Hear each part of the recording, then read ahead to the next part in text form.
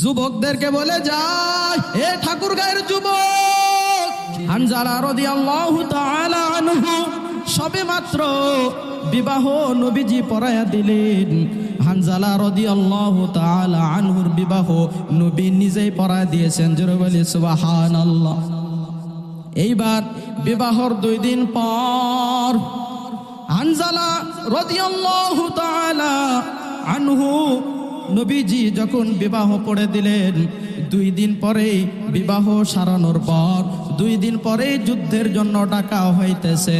উহুদের ময়দানে নবীজির সঙ্গে কাফেরদের যুদ্ধ হবে, কাফেরদের লড়াই হবে।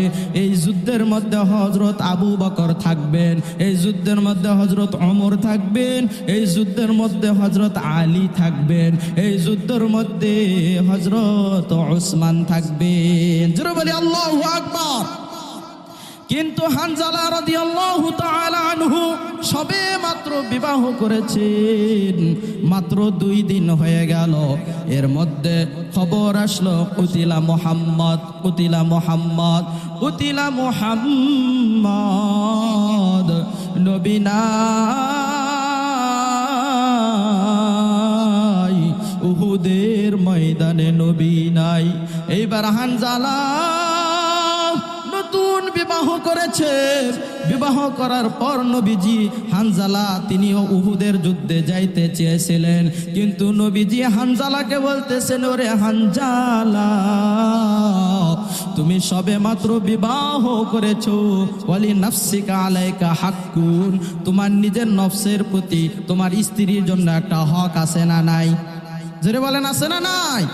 ওয়ালি জাওজিকা আলাইকা হাক্কুন, এরপরে তুমি নতুন বিবাহ করেছো, তোমার স্ত্রীর উপর তোমার একটা হক আছে।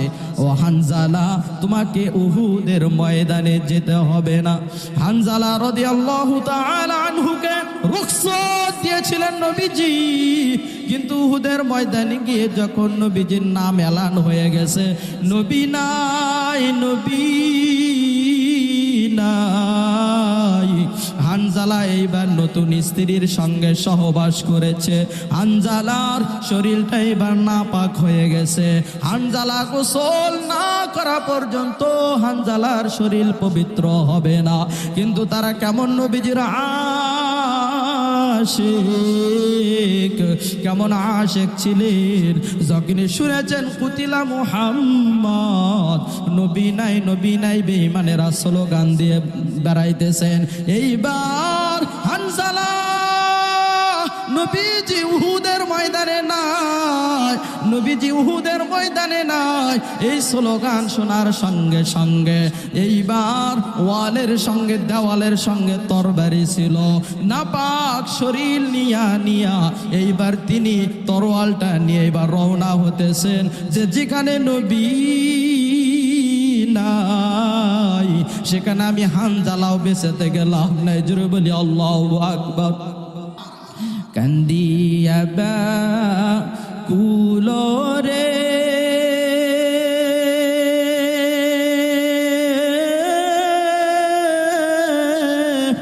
হানজালা শহীদ রে, কলিজা সিরিসে রে সেই জঙ্গে উহুদে, কলিজা ভেঙ্গে রে সেই জঙ্গে উহুদে, নবীর এক সাহাবী ছিলেন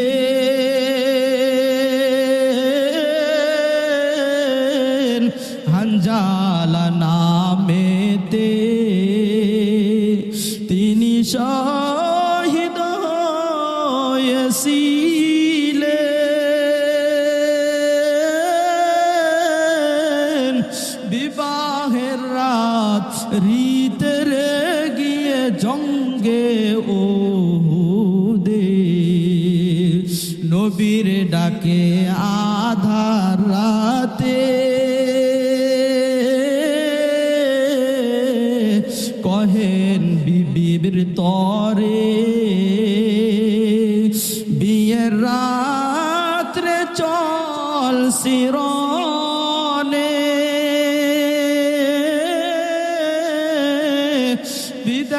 দাও আমার রে যাব জঙ্গে ওহুদে।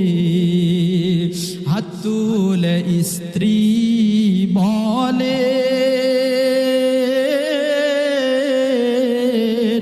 আল্লাহর দরবারে বিয়ের রাত্রে নবস্বামী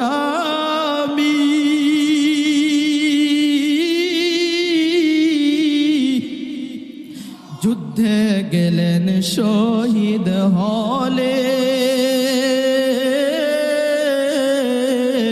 নাপাক হালতে নবী জেনে সাহাবাদের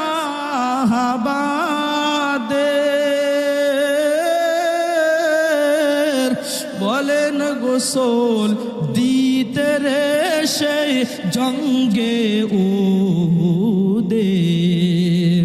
অমনি গাইবি আওয়াজ নবীজি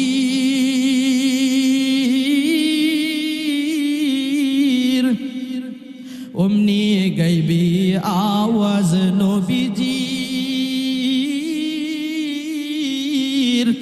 হানজালার গোসলের ফেরেশতারা বলেন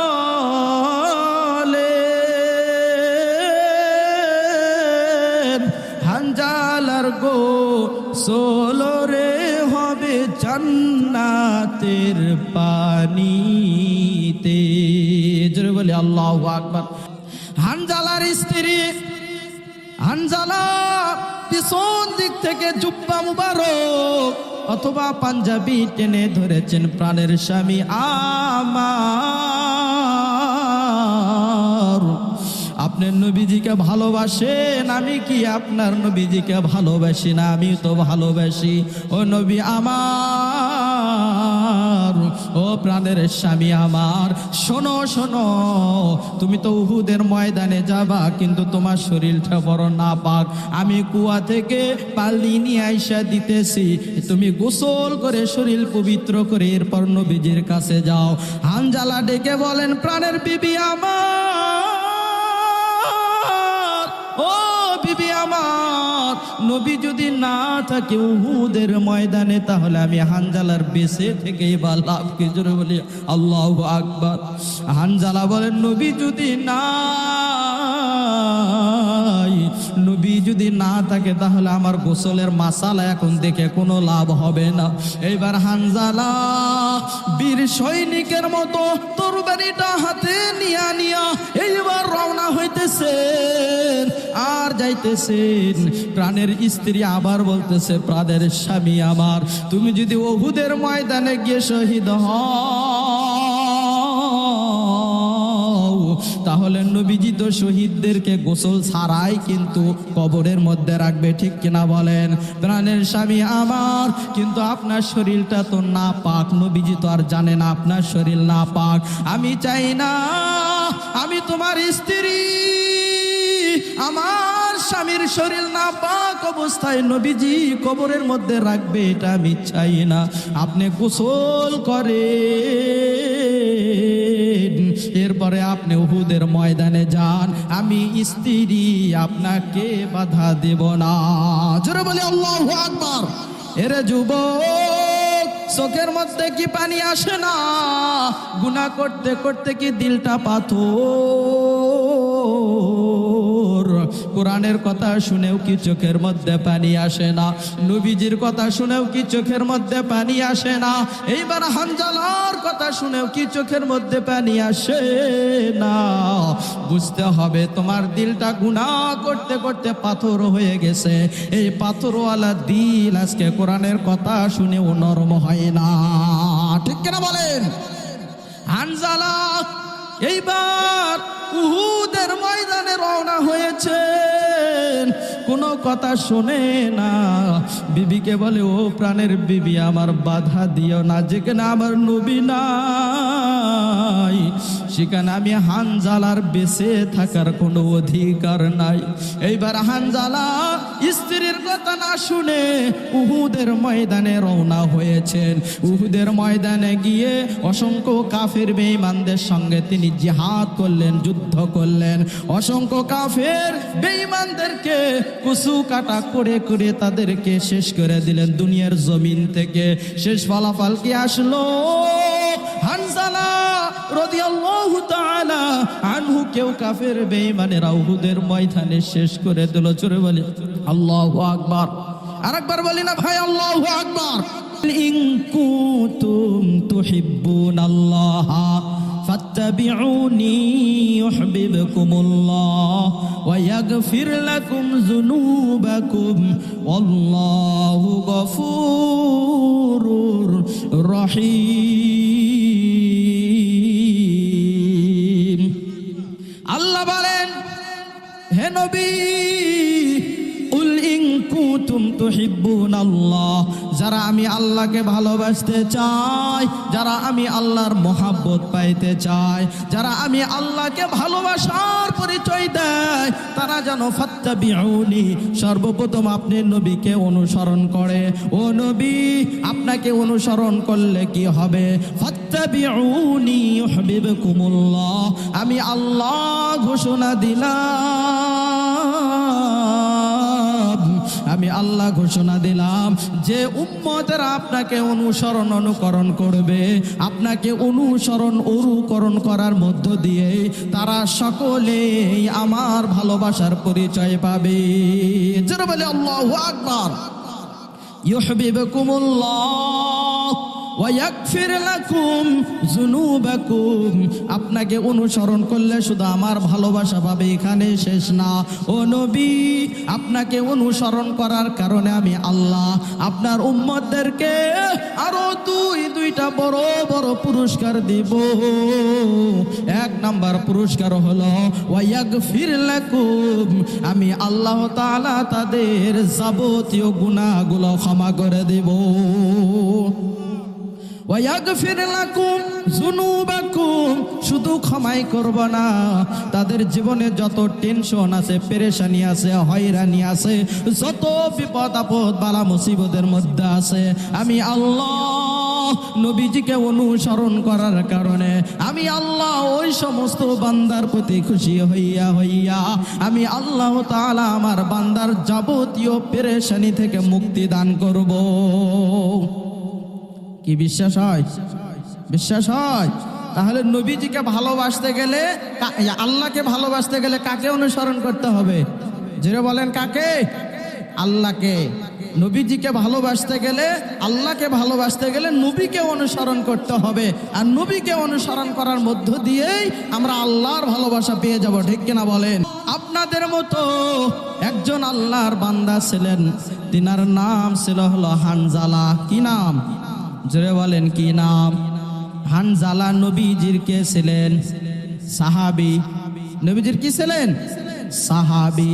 যদি নবীজির এই সাহাবীর ঘটনাটা শোনেন, আপনারা চোখের মধ্যে পানি রাখতে পারবেন না।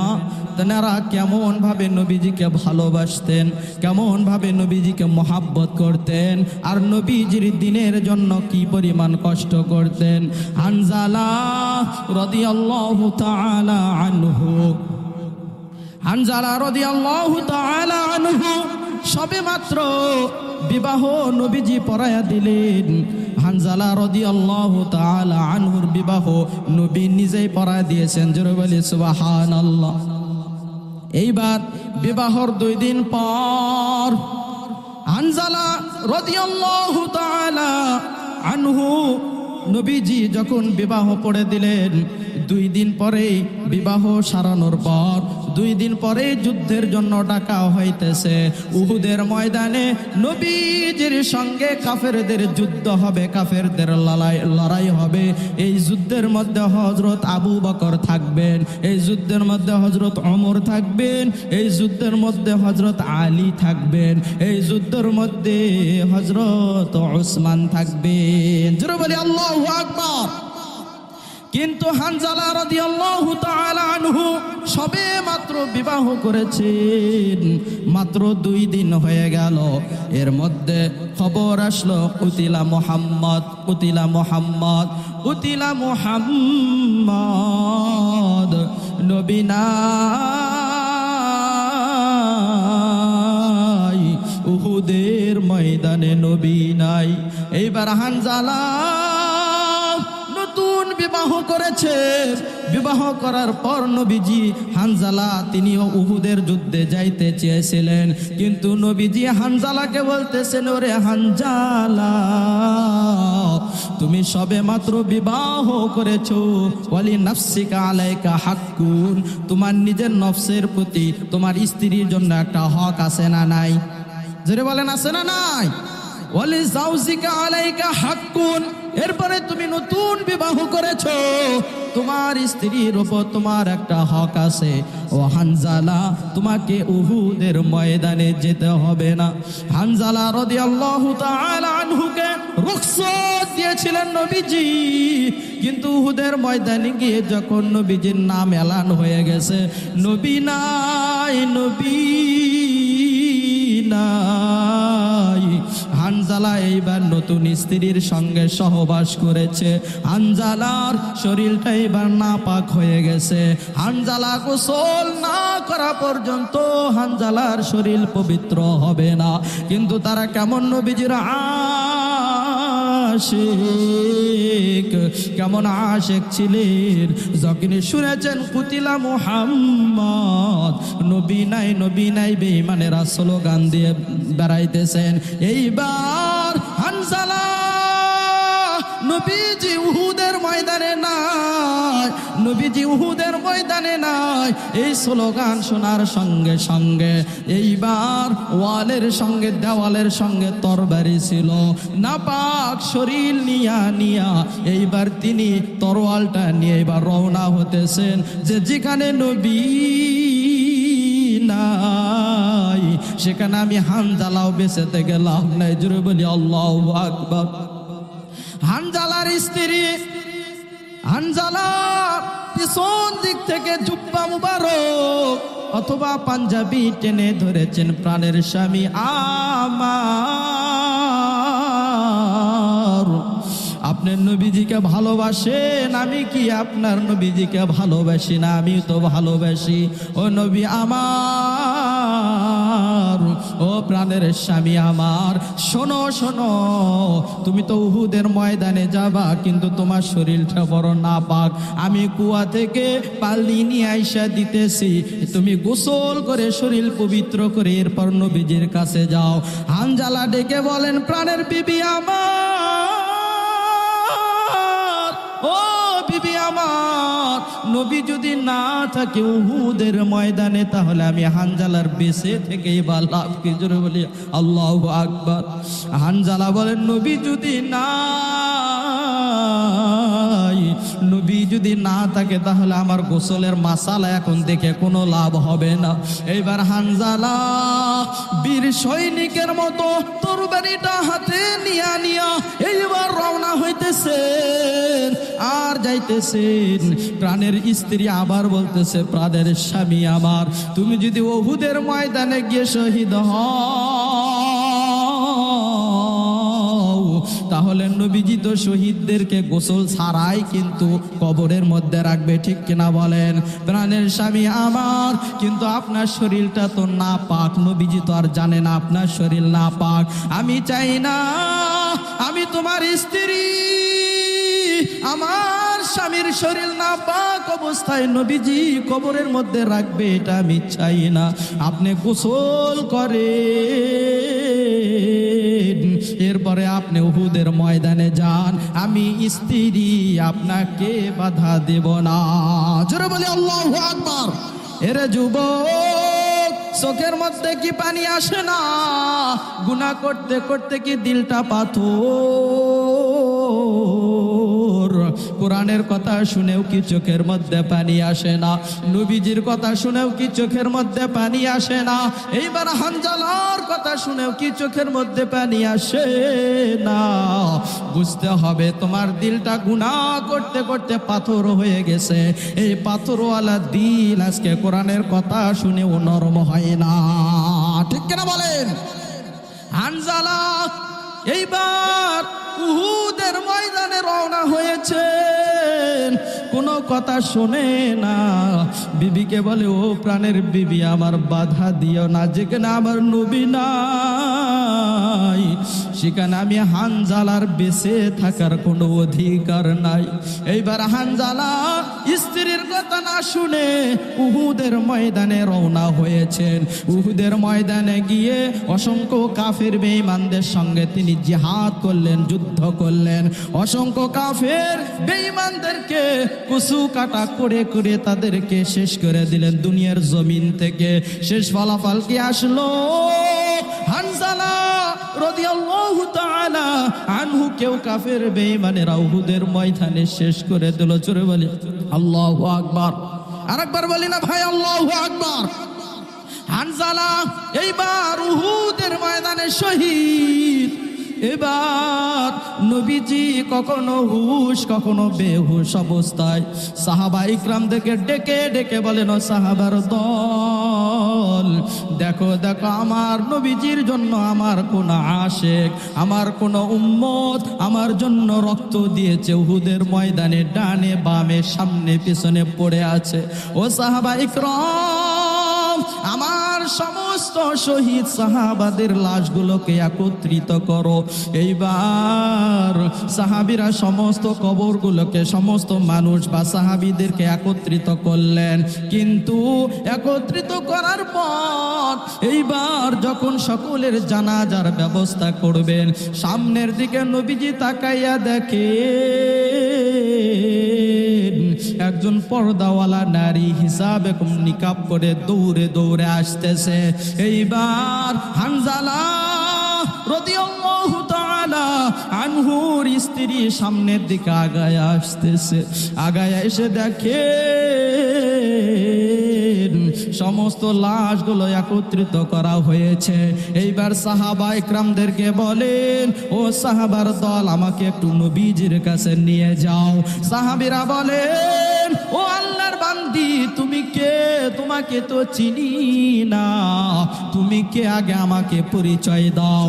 এইবার হানজালের স্ত্রী বলতেছেন, পরিচয় দেওয়ার এখন সময় নাই, তাড়াতাড়ি করে আমাকে একটু নবীজির কাছে নিয়ে যাও।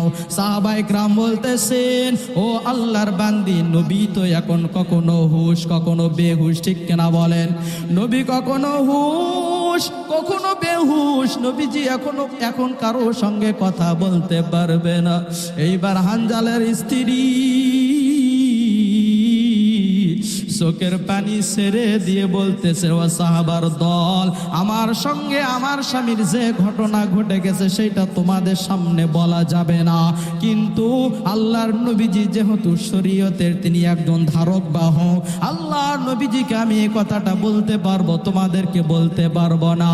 এইবার হানজালার স্ত্রীর অনুরোধ রিকোয়েস্ট শোনার পর সাহাবায়ে কেরাম হানজালার স্ত্রীকে এইবার নবীজির কাছে নিয়ে গেলেন। নবীজির কাছে নিয়ে যাওয়ার পর নবীজি বলতেছেন, ও আল্লাহর বান্দি, তুমি কে? তুমি কে? তোমাকে তো চিনলাম না। হানজালার স্ত্রী বলেন, ও নবীজি, তোমার একজন আশিক, তোমার একজন সাহাবী, তোমার একজন আশিক উম্মত, ওই আশিক উম্মতের আমি হইলাম সহধর্মিনী। জোরে বলে আল্লাহু আকবার। এইবার নবীজি বলেন, ও আল্লাহর বান্দি, তাহলে বলো বলো বলো, তুমি কে? তুমি কে? তাড়াতাড়ি বলো। এইবার হানজালার স্ত্রী বলেন, নবীজি, আপনার একজন আশিক হানজালা রাদিয়াল্লাহু তাআলা আনহু আনহু, আনহুর স্ত্রী আমি। আমার একটা আবদার, আপনি তো সমস্ত সাহাবাদের লাশগুলোকে একত্রিত করেছেন। ও নবী আমার স্বামীর লাশ কি আপনি খুঁজে পেয়েছেন? নবীজি বলেন, আমার তো হুঁশ তেমন ছিল না। হানজালা তো আমি জিহাদের ময়দানে আসার জন্য নিষেধ করেছিলাম, তার কারণ সে সবে মাত্র নববিবাহ করেছে। মধু চন্দ্রিমা লাভ নাইট তার ছিল, তার ভালোবাসার সময় ছিল। এই জন্য নবীজিকে আমি উহুদের ময়দানে আসতে নিষেধ করেছি। আমি তো জানি না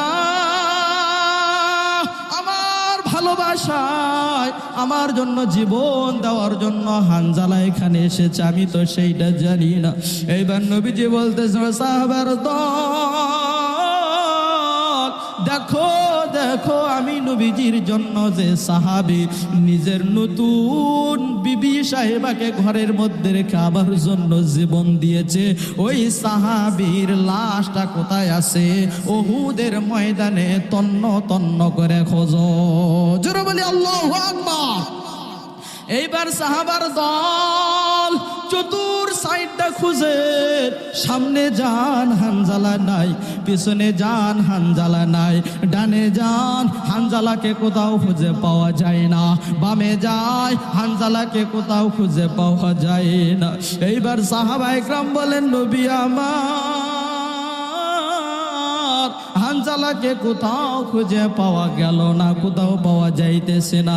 নবীজি বলেন, কি ব্যাপার? সবার লাশ যদি থাকে তাহলে হানজালার লাশ কোথায় গেল? এইবার আসমান থেকে গাইবি আওয়াজ, আজরাইল জিব্রাইল আলাইহিস সালাতু ওয়াস সালাম সাথে সাথে পয়গাম নিয়ে এসেছেন। ও নবী আমার, যে হানজালা নতুন স্ত্রীকে ঘরের মধ্যে রেখে আপনার জন্য জীবন দিতে উহুদের ময়দানে এসেছে, এই হানজালার গোসল দুনিয়ার কোনো পানি দ্বারা হবে না। এই হানজালাকে গোসল দেওয়ার জন্য আমার আল্লাহ আসমানে উঠায়া নিয়েছে। জোরে বলি আল্লাহু আকবার। এইবার হানজালা রাদিয়াল্লাহু তাআলা আনহুর লাশ কোথাও খুঁজে পাওয়া গেল না। জিব্রাইল নবীজিকে বলতেছেন, আসমানের দিকে তাকান গো নবীজি, দেখেন দেখেন বাইতুল মামুরের চারপাশে ফেরেশতারা ৭৪,০০০ ফেরেশতা প্রত্যেক দিন তাওয়াফ করে। এইটা এমন একটা মসজিদ যেই মসজিদে একদল ফেরেশতা মাত্র একবারই তাওয়াফ করার সুযোগ পায়, ঠিক কিনা বলেন? দ্বিতীয়বার আর কখনো ফেরেশতারা তাওয়াফ করার সুযোগ পায় না।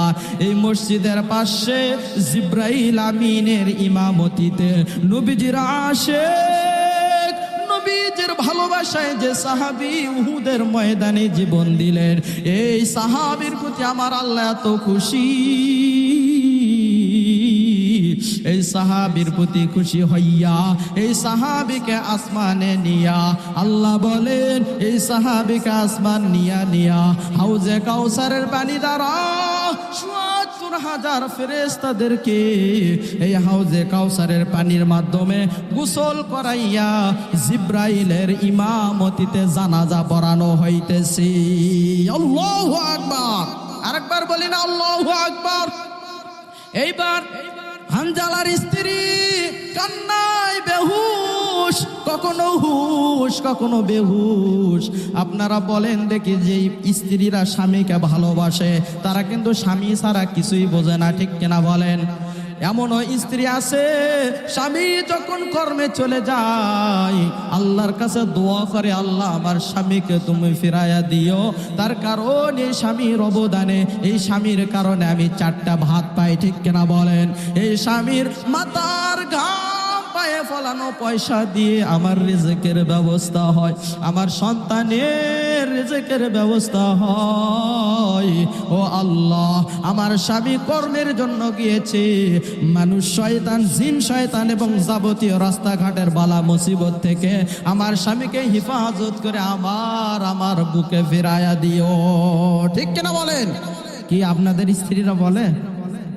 হ্যাঁ আছে, আছে, এমন স্ত্রী আছে। আছে না ভাই? কথা বলেন, আছে? যাক আলহামদুলিল্লাহ। এমন স্ত্রী কপালে থাকা দরকার আছে না নাই? অবশ্যই দরকার আছে। তার কারণ নবীজি বলেছেন, হুন্না লিবাসুল্লাকুম ওয়া আনতুম লিবাসুল্লাহুন। স্ত্রী হলো স্বামীর পোশাক, আর স্বামী হলো স্ত্রীর কি?